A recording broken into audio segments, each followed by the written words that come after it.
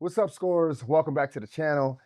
Before we start, make sure you guys like, subscribe, and share. We want to keep getting amazing guests, and today is nothing short of that. Today, I have University of Colorado legend, Trailblazers drafted him. Now he with the 76ers. His dad was on the show. Please welcome Jabari Walker. What's up, bro? My man, thank you for coming. Yes, sir. Thank you for having me. Yes, sir. Yeah, let's do it. Yes, sir, man. So your dad played in the NBA. Your dad played in the NBA. How was that? How was that growing up with a dad in the NBA for you?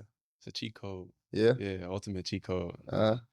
Even the guys around me, they would be like, "Man, you so lucky to have your dad." Mhm. Just the information he provided just for the community, everybody around him. Yeah, just it's a lifestyle. He just told me all the stuff that people didn't know because they hadn't experienced it. Right. Like far as when he say didn't know, are you talking about like in the like far as basketball wise? Just like the stuff he had seen. He played with Kobe, played with Shaq. You can't know things that they did unless you really were around that. So he would tell me the stuff that didn't necessarily make it to the media, like when he had personal experiences with seeing Kobe do footwork, waking up. He taught me about routine, waking up, going to the gym and not just shooting a basketball, stretching, Right. eating right before you get to the gym, things like that. We don't really talk about that enough. So like I definitely want to, I'm pretty sure the viewers want to know. Because it seems like the NBA kids is taking over now. Everybody, if your dad played in the NBA, you Division I immediately. Yeah. Borderline NBA. What did you do as a child when it came to working out that the kids don't do? Like I coach a lot, and I coach a lot of youth players, and I try to tell them that simple is the best. Less is more. Yeah. Learn how to work out of 3 or 4 dribbles, but they fight me on it sometimes. What did you do different from other kids that you played when you was young that your dad taught you? Yeah, I remember my dad, he wasn't too big on the AAU system. He's big on player development. So he took me out of that for a period of time. And how old were you? I was around, there's 8th grade, 9th grade, 10th grade. It was around that time. Okay. Yeah, guys were starting to get ranked, and then you want to be a part of that. He's like, trust me, it'll come back later on if you put in this work right now. Player development, focus on the little things and stuff like that, then we'll catch them later. And so I just remember that. And we were in a gym in the Valley while everybody else had tournaments and things like that. So yeah, we did our own thing, and we built it up from the ground up and started with my legs, had a couple injuries, and we just had a routine. It was different. Gotcha. Yeah. Well, so how many years did you take off at AAU?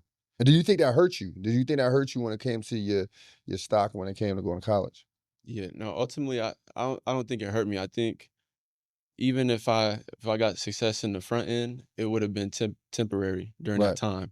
But I think the importance of going through adversity and seeing those kids in front of me and knowing I was better than them, I think that is the reason I'm still in the league today, because I passed so many of those kids and I still am not where I necessarily want to be or know I can be. So just that mentality, I've had this for so long. But if I had success early, I would have been spoiled, and I seen how that goes, and I don't like that. I'd rather have a chip on my shoulder. Gotcha. Were you always tall? Like, were you growing up? Yeah, I grew gradually. I wasn't the tallest, but I just grew consistently. When my peers stopped growing, I kept growing. Gotcha. Yeah. Why they call you Tank?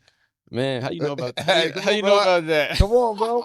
I do my research, brother. Yeah. I do my research. Man, when I was young, I was fat, so my mom used to call me Tank, and yeah, if I hear somebody call me Tank, then I know them from like when I was a child. Yeah, I let a secret out there. Yeah, that's a secret. Nobody really know that. Yeah, man, I gotta do my work, bro. I'm trying to get my journalism on, man. You know? That's big time. You was in Inglewood though. You grew up in Inglewood, but then you moved to Arizona. Yes, sir. Right? Yeah. What made you move to Arizona, and what year was that? Yeah, it was going from my junior year to my senior year. So I did my senior year at Compass Prep in Arizona. Oh, okay. And how did that impact your game? Man, it's one of the top 5 decisions I've made in my life so far. Yeah. Really? Yeah, just for my career as far as basketball. I went from mainly being at an academic school, which was great. Was it in Inglewood? No, I'll go from Inglewood to Campbell Hall. Okay, I'll Campbell. make Yeah, yeah. that hour and a Studio half City. bus ride. Yeah, so I got great education, and then I started to just outgrow everybody around me, and then they were like, "Man, you kind of need a different environment, like something with some more coaches and things like that." And then the coach from Compass, Pete Caffey, he recognized me and talked to my pops and was like, "I think this would be big for you to do for 1 year." And I remember my dad, he was telling me all the pros and cons, and he was like, "It's ultimately up to you. Like, you betting on yourself. Right. You're the man here at Campbell Hall. We can see where it goes, but you going to Compass where it's gonna be some 4 stars, couple 5 stars, and you're gonna have to earn your way." And so I was like, "Man, I want to see where I'm at. Like, Uh, let's go." We trained hard that summer. Got to Compass. I see USC. I see everybody in our practices, not even in the games. I'm like, "Yo, they all here just for the practice?" I was like, "Yeah, I can make something work with this." Did you ever get homesick? Because I know a lot. I have some kids who are thinking about taking the prep school route. Yeah, So okay, give them some light. I didn't. I'm not gonna lie, I didn't. Once I got out the house, they gave us a team house, and just being around the guys and knowing that I kind of had some brothers that I was staying with. I didn't really get homesick, honestly. Right. No. When you go to prep school, it's like they kind of start to build like a family vibe versus Yeah. like when you were kind of local, y'all Yeah. just go your own way after Right. school. Yeah. Everybody was coming from different cities, so we I all had got to you. bond in that way and things like that. What made you choose Colorado? Yeah. So I got recruited a little late. I was a late bloomer, so certain teams that were bigger were like, "Dang, man! Like, if we knew about you earlier, then we would have paved the way for you. We'd had an offer for you." And I just wasn't getting it, just because it was my senior year. And, you know, people get offers junior year, sophomore year, and they make commitments and stuff like that. So Colorado, they came and they had a spot, and then they watched me practice, and they're Pac-12, so they would play against the Cows and the USC's, UCLA's, and stuff like that. But they weren't the the big time Yeah, school, but they still had the platform. I went to school in Colorado. Okay, So I know yeah, a yeah. little bit about it. Yeah, exactly. So I just went back. I started watching videos. I seen they play fast pace, and seen some of the forwards that got drafted before there. I got to talk to them, and they were like, "Man, Tad Boyle's big on defense and just energy and things like that." So once I heard that, I was like, "Oh yeah, that's gonna set me up for You probably had a success." good time in Colorado, huh? Yeah, yeah, Yeah, yeah, for sure. I love Colorado. I mean, it was where my school was at. It was all the way out, far out, about 5-6 hours from yours. I went to a school called Adams State, Okay. in Alamosa. It was a culture shock for me coming from Yeah, the yeah. Bay, coming from there. But I learned a lot from Colorado. I learned a lot from especially being like outdoors and stuff like Yeah. that. Did you do any like outdoor stuff out there? Yeah, yep. You're forced to be outdoors. Honestly, you take a step outside of the campus or anywhere, then you see the mountains. So Right. just being around that, I Did felt you do like it any was. skiing or anything like that? Nah, No? I didn't do that because it was. I don't even think I was allowed to, Yeah, honestly. yeah. So Yeah, neither was I. yeah, I just want to see what you're gonna break the rules of. yeah. Nah, I didn't do that. So you went there. So you went to Colorado, University of Colorado. You was there for 4 years, right? 2 years. 2 years? Yeah, Oh, yeah, 2 years and you yeah, was out there, yeah. huh? 2 years. And you went to, you entered your name in the draft right after that? Yeah, yeah. Fit, and you was 57 pick. Yeah, I saw I saw you in summer league at the end of summer league. yeah, Someone interviewed you. And you said, I got something to prove. You should have went higher. yeah, yeah, Let me ask you, where do you feel like you should have at least landed? yeah. I think. This ain't no slight to anybody Yeah, else. You yeah, should yeah, feel highly about yourself. yeah. No, I think right now, I think first rounds to 20s in the I later agree. on, but I think later on in my career it'll show I should have went even earlier than that. But yeah, I think somewhere in the 20s. What's the biggest adjustment that you had to have that you've made from Colorado to the NBA? Um, just honestly everything with the business side. Mm. Basketball is gonna be basketball. Obviously that changed tremendously, but a lot of people don't realize you gotta start learning about taxes, and you gotta start dealing with management and dealing with a lot of the political side of things, like even more interviews and things like that. Sorry, man. Yeah, yeah, no, no, no, no. I mean, I'm joking. I'm prepared, but yeah, just that side of it, Right. because it happens so fast that if you don't prepare, then it's like you might mess up, say the wrong things, be late all the time, just not be a professional. There Yeah. you go. Did you have any veterans, like some guys to kind of show you the way when you hmm came in? Yeah, I think Dame. I got to ask him questions, and he's a solid dude. So Mm. he Dame Lillard, right? Dame Lillard. Yeah. Yep, yep. Just want to make sure everyone. Yeah, yeah, yeah. Dame Lillard. Yeah, just got to chop it up with him, and he was just humble, down to earth. So. What's his work ethic like? Is it really, is it because I remember following him when he first got into the league, and I remember watching his workouts on YouTube, and I'm Yeah, like, dang, he working hard, bro. yeah. You've met him like in year 10 for the Blazers, I Mhm. want to say, right? Yeah, What was his work ethic like yeah. in year 10? I wish I got to appreciate it more. Honestly, I was so caught up with just staying in the league and making it that I didn't realize like that was actually greatness in front of me. But it was just he was just so consistent. It didn't even seem outside of the norm. Like because that's the first thing I saw when I got to the league. I was like, okay, this is normal. But then you kind of see later on that nobody's really doing what Dame was doing. Yeah. What was he doing that was like Um, that stood out to you? he was just he always had a set routine. Like even when guys weren't shooting, Mm-hmm. he was doing that. When I first got introduced to the facility, he was in there working out, said what's up. He was like one of the only guys in there, and I was like middle of summer, so just times when guys would be back home and Mm-hmm. doing their own thing. I think he's always in the gym. Good shit. Yeah. I mean, I think Dame always. I was telling this earlier, not earlier, earlier this month. I was like, if he wins one ring, he top five. Mm. He top five all the time. I think he should have stayed with the Blazers. I Uh-huh. mean, he going back now, but he just he was a breath of fresh air for those guys. I mean, he's still a legend. Obviously a legend. Mm-hmm. Want to get his jersey retired. I think he's a Hall of Famer as well. You also was coached under Chauncey Billups. Mm-hmm.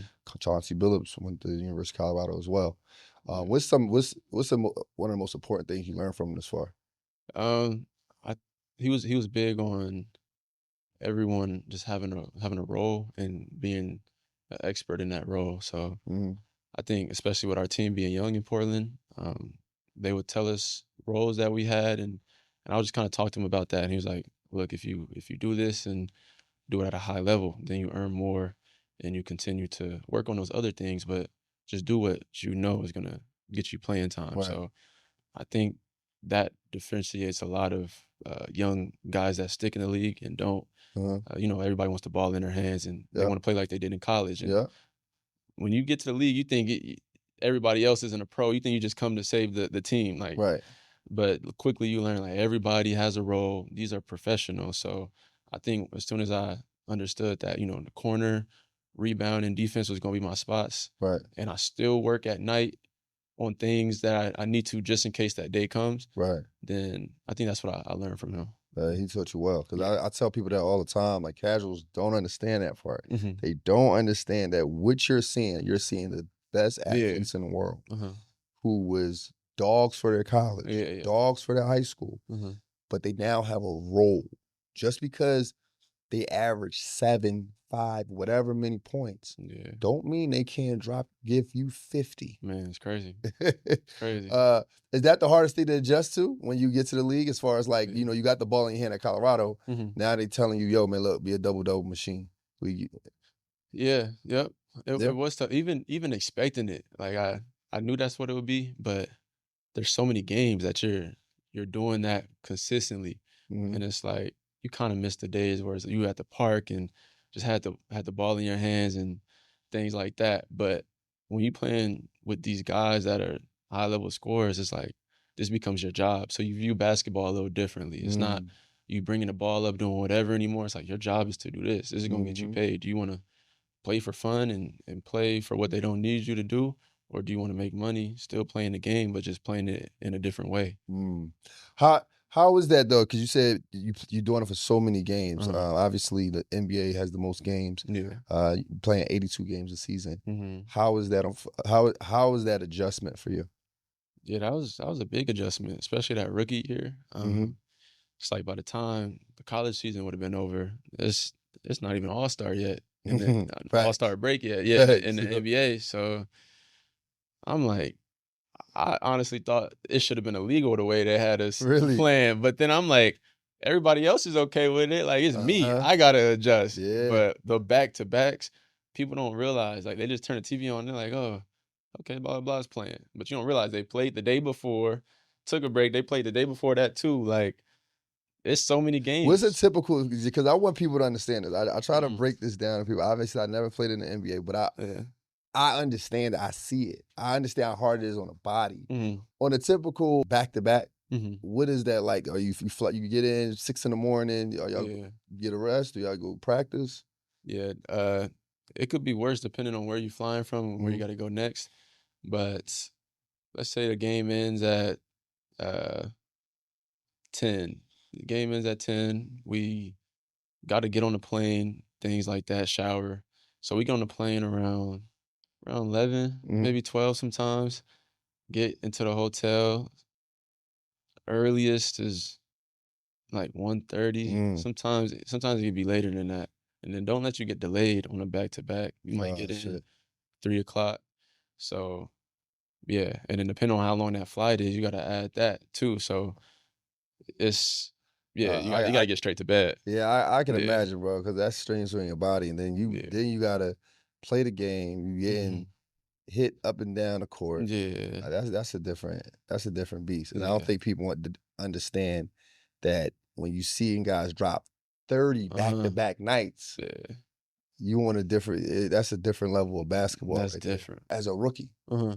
did you play against anyone that you like looked up to, Yeah. and you was like, "Yo, when I get in the league, I gotta see how he really ball." Uh-huh. And did that person like not let you down on that?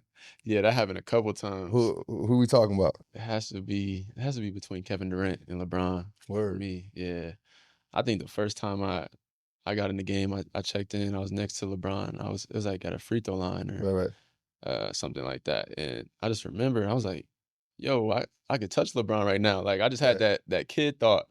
And Uh, then I kind of let that go. I was like, okay, I'm in here for a job. right. So then I'm guarding LeBron, like me and him are matched up. And I just remember he did like a spin move or something like that. Uh, And I just felt his power. Like I was like, yo, this is what makes LeBron LeBron. Like he just creates so much space. And then mm, after he did a couple moves, like I just seen people start moving out the way. And I'm like, that's what makes people move out the way because once you feel LeBron's power, you just kinda know nah, for sure. that he earned that respect. Uh, So how much he give y'all that night? I played LeBron a few times now, so I don't even remember when my first time playing him was, honestly. Oh But yeah. I think one time he might have gave us 40 or yeah, I think he gave Sheesh. us I think this was recent. He gave us 40 at like 39 years old, or maybe he was 40 or something like That's that. He crazy. broke he broke some record against us, and I'm That just like, man, that's crazy. What about KD? KD just cold, quiet buckets, like just ha ha. Won't even say nothing, just get back. I'm like, yo, and I'm thinking I want to go one on one. Nah, it don't work like that. We're gonna send help, young fella. So then they tell me we just send him this way. We're gonna come help you. I'm like, yeah, y'all come help me, cause when he get to that spot, ain't too much I can do. Like he's shooting over the top every Dog. time. I tell people that all the time, man. Like what we seeing is like these guys is on a whole different level, Mhm. including yourself. Like you know what I mean? Like you a different level athlete Yeah, because you're able to do the things you're doing at 82 games. You able to one even just check your ego and say, look, I got a job to do. yeah, You know yeah, what I mean? You're not important anymore. You're going to the Sixers, bro. yeah, yeah. Were you sad when you got traded? How'd you get the news? Was it like you was chilling at a bar and it was like, oh, they Uh-huh. traded Yeah. they So traded Jabari. so it was free agency actually. It wasn't a trade Oh, was actually. traded? Okay. Yeah. So it was either Portland picks it up or I go into free agency. I was a restricted free agent. Okay. Yeah, and then I just got the word from Chauncey. He was like, it was good being your coach. And Uh, then I was like, okay, at that point, I kind of knew I was gonna go into free agency and I wasn't gonna go back with Portland.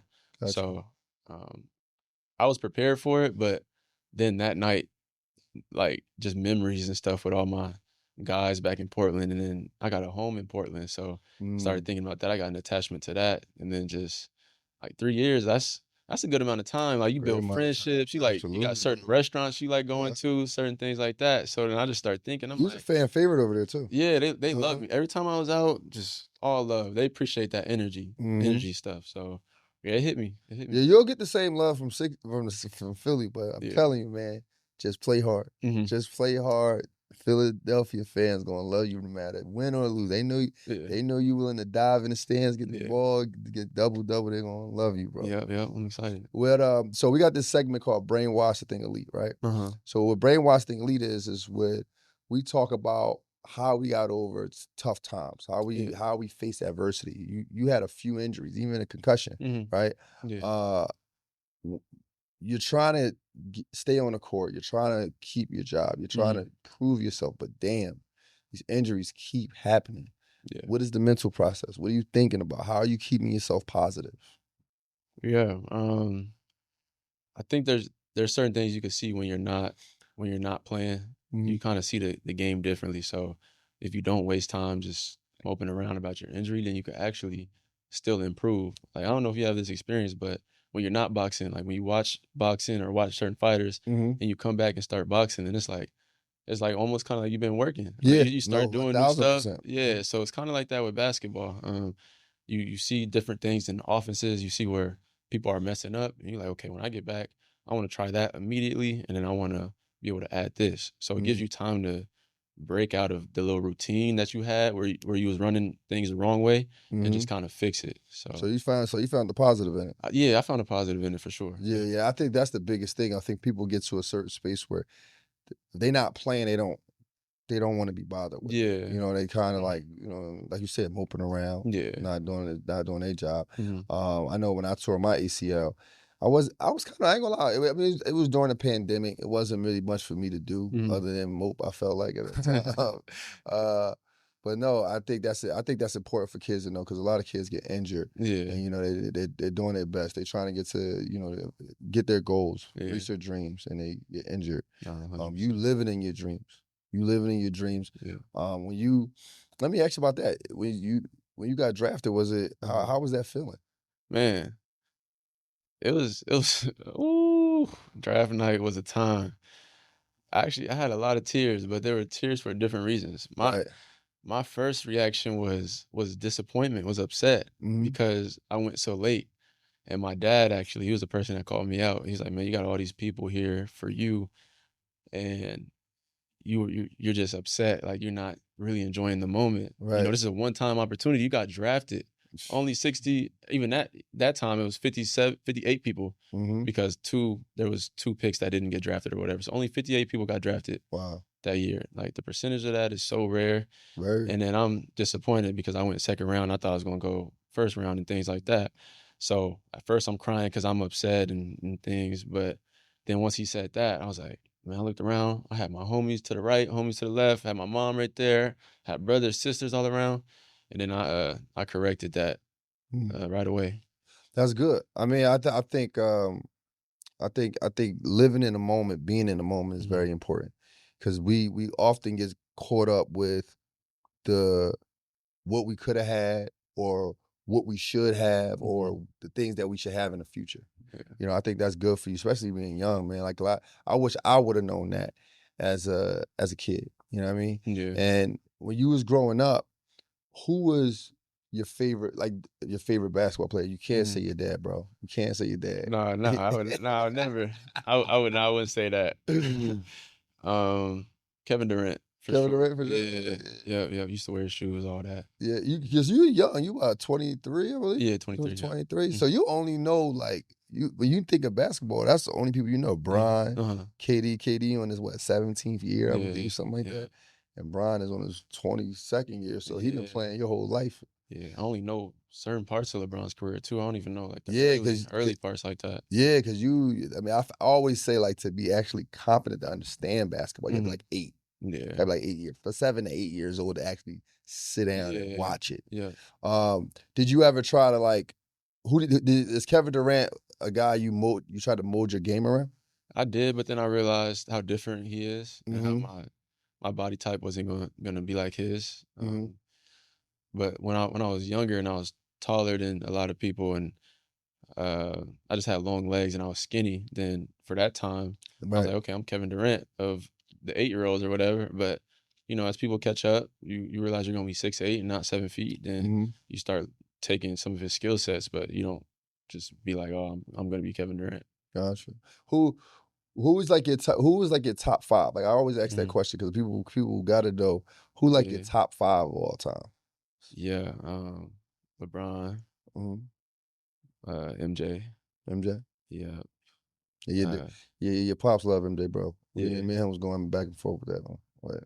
You don't like MJ? I do like MJ. MJ my second too. Okay. I was trying to tell your pop he's second. Your pop was trying to say he was number 1. I'm not mad at that. You got Bron 1? I got Bron 1. Okay, so we in agreement right now. We in agreement right now, bro. So that's 2. At 3, it gets a little tricky, but I'm gonna go Kobe.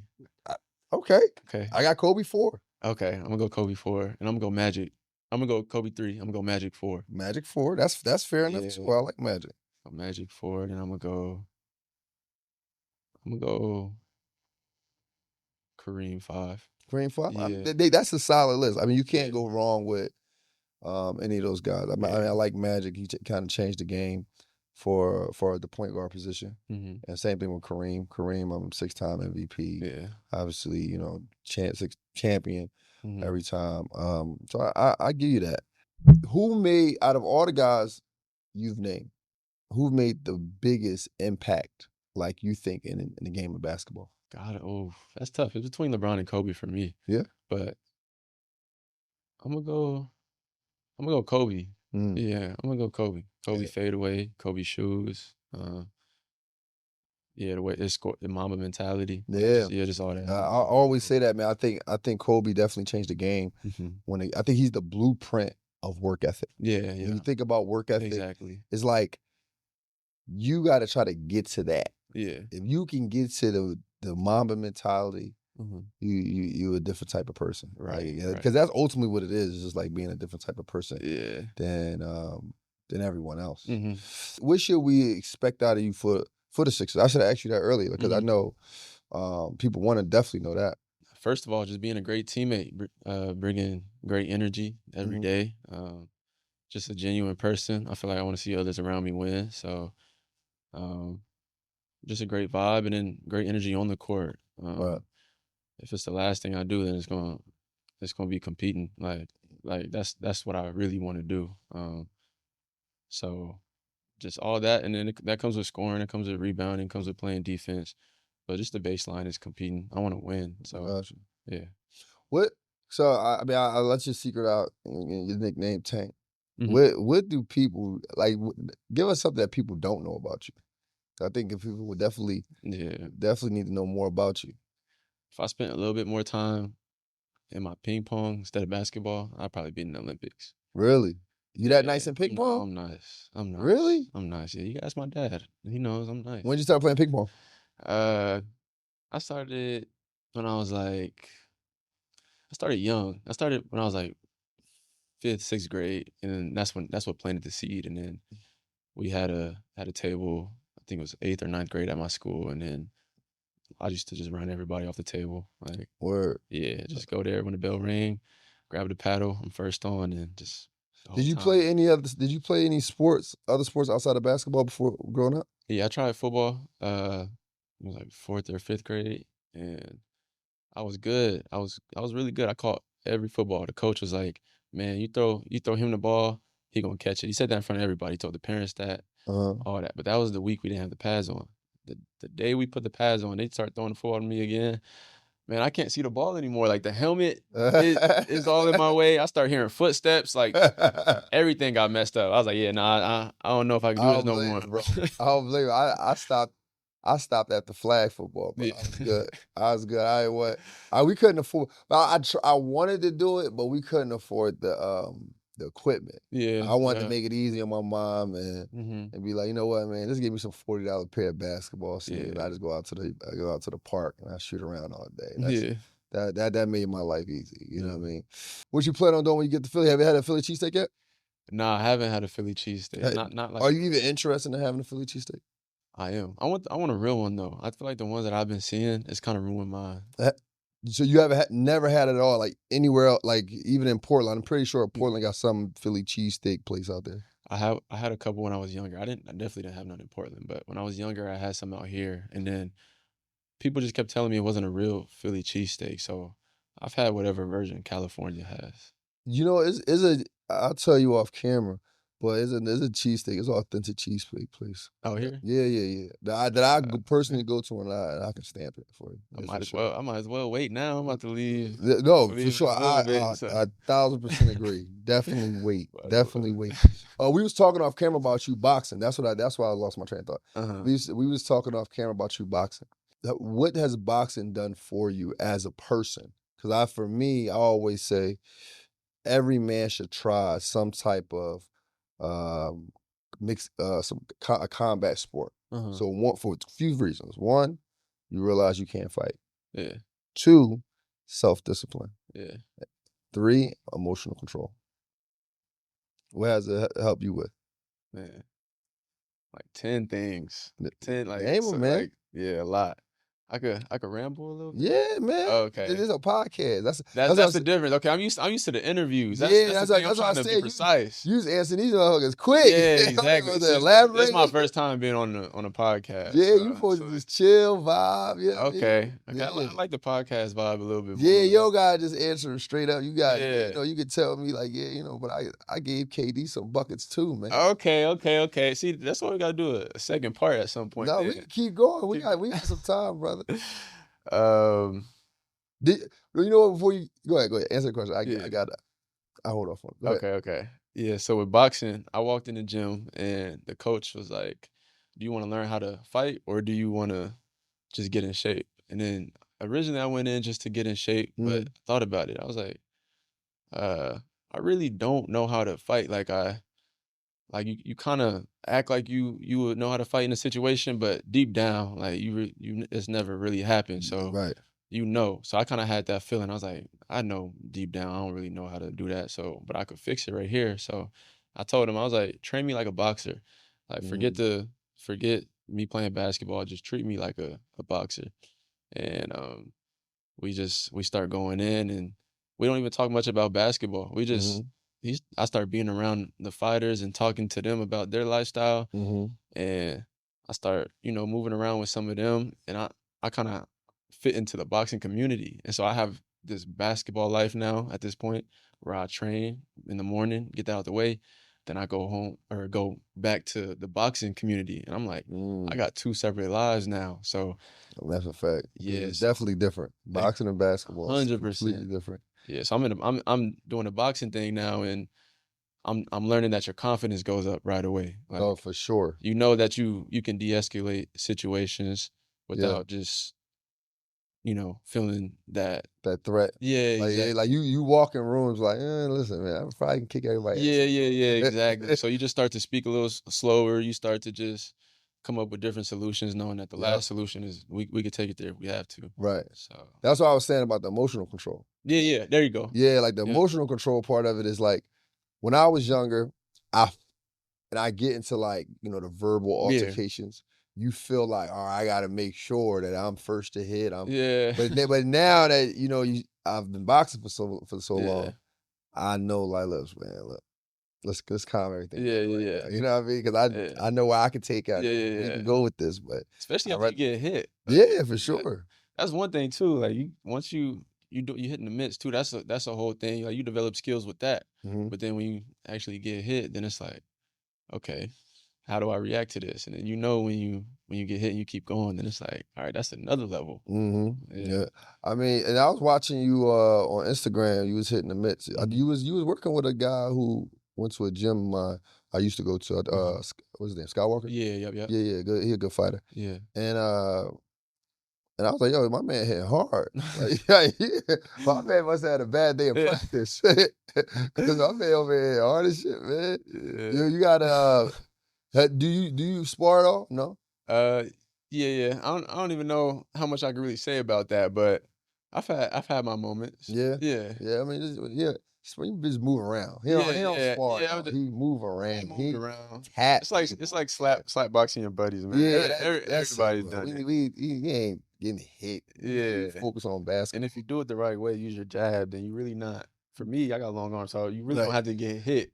So yeah, just move around. I'm doing most of the hitting. I'm hitting people. There you go. Yeah. There you go. Well, I want to go back to basketball because we talked about seeing your childhood favorite hoopers, right? Who's a underrated guy that you was like, yo, I didn't know he was that nice? Yeah. Like who's somebody you can think off top of the head? Because this is what I'm saying. Like some people always think that the is like everyone is he averaged 4 points. Yeah. He like, oh man, he not that good. But you got front row of seeing someone like who you grew up watching. You like, yo, this dude, I didn't know he was this nice, bro. He averaged 10 points my whole life. Yeah. Honestly, for me, it was Jeremy Grant. Really? Yeah. He started off as a role player, so he developed his game, of course, but I didn't realize he could shoot the ball the way he did and the skills he had. Like if you really look at what he does, I know some people hate on him now because he got paid and things like that and all this political stuff. But if you just look at what he does and look at his skill set, it's like, man, I've seen him go at KD. I've seen him go at some of these guys, not get not get the same notoriety, but he's shooting over the top. He got this jump shot where he catches the ball high, like at his forehead, and just shoots it from there. Like you can find so many clips on that. So I took a lot from him. Word. Yeah. Cause you a bucket too. I've watched a couple of your highlights and you had some great games so far. Appreciate it. Oh, for sure. Is it? I'm trying to ask this question the right way because I know here's the thing: NBA players, y'all be so political, man. Y'all be so political. Like what game that you gonna remember? Because you had some good ones, but you was like, yo, I'm busting these dudes' ass today, bro. Like I like you walked in like, look, soon as I get on the court, I'm cooking y'all. And it actually happened. You gotta tell us what game, how many points you had. Yeah, I think the most recent one I'm gonna say is Boston this last year. Oh Yeah. My trainer was there. He was in Boston, and me and him was just talking about mindset and just being willing to shoot the ball and things like that. So I always want to show him that the stuff we do in the gym pays off, and I'm gonna go out there and shoot the ball and not be scared. So I kind of had that mindset after a nice conversation with him, and then plus it's Boston. They're defending champs. That's a big stage, and just their fans talk crazy. So you always want to play good there. And yeah, when we got there, I was just playing like just kind of nothing to lose. So first shot went in, it felt good, and then my energy was good, my body was feeling good. I was like, okay, this might be a good day. Like they helping off of me, they must not know. So then next one went in, and I'm like, oh, so if you make two in a row, like for me, that third one it just feel like a free shot. Right. So then that's even dangerous because like now that makes you even more comfortable to shoot the ball. So that third one I almost knew like it was destined to go in. So after that one, then ended up with like 6 threes, went 6 for 6. Yeah. I feel like I should have shot a couple more maybe, but now your 3-point percentage has been going up over the last few years. Yeah, you've been doing great. Well, let me ask you this because I think people want to know this so we understand the NBA a little better. You have good games, right? Like you had these 20-point outbursts or whatever. Yeah. Does the coach come back to you the next game and say, yo, look, we need you to do that for 10 more games? You got the green light. Or does your role go back down to what it was? That's a good question. Depends on who you are. Yeah. Honestly, yeah. I mean, you drop the buckets. You in the league. Did they come to you and say, look, you do this again, bro, you got the green light for the rest of the season? Not from my experience. Maybe if I was making $10 million more dollars, then I would have that conversation. Right. But the NBA is a little bit political. So let's say it's somebody that makes a little bit more money had the game that I had, then it's like, we pay you to do that. I want you to do that again. Yeah, I got you. But it's like if I do that, then it's like, okay, you had a good one, but we don't really pay you to do that yet. So I didn't really have somebody pushing me like that to just go out and score and shoot as much as you can, blah, blah. But it also boils down to the program you're with too. And I've already talked to some people from Philly and they're like, man, we have this philosophy where if, you open, shoot the ball, especially with like my percentage, going up, and that's certain things like that instill confidence in you. So it could just be a change of organizations. Unleashes something else from you to be more aggressive, which allows you to play more freely and play Shit, it better. did it for James Harden. Yeah. For sure. Yeah. What you know what? I wanted to go back to something you just said earlier about mindset and confidence. Was there ever a time in the NBA where you felt like you lost your confidence? For sure. Yeah. A couple times. A lot of times. Yeah. Because I want, like I was telling you when we first met, Yeah. I want to really inspire and motivate, the guys you trying to get to your position. Yeah. Right. And then also these conversations can help people off the court too. They can help the guy who wakes up every day and go to work. Yeah. Because we all lose our confidence at some point. No one's excluded from that. Yeah. Well, what was the time you had lost your confidence? Man. Rookie year was a tough year. You go from playing 30 minutes a game, whatever, every game, and then you come rookie year and it's like you're dressing up and family's coming to watch you and you don't play the whole game. Like, that's crazy. That is tough. You working out, you practicing like everybody else, maybe even harder because you might not play. So you got to go a little harder just to get more reps and things like that.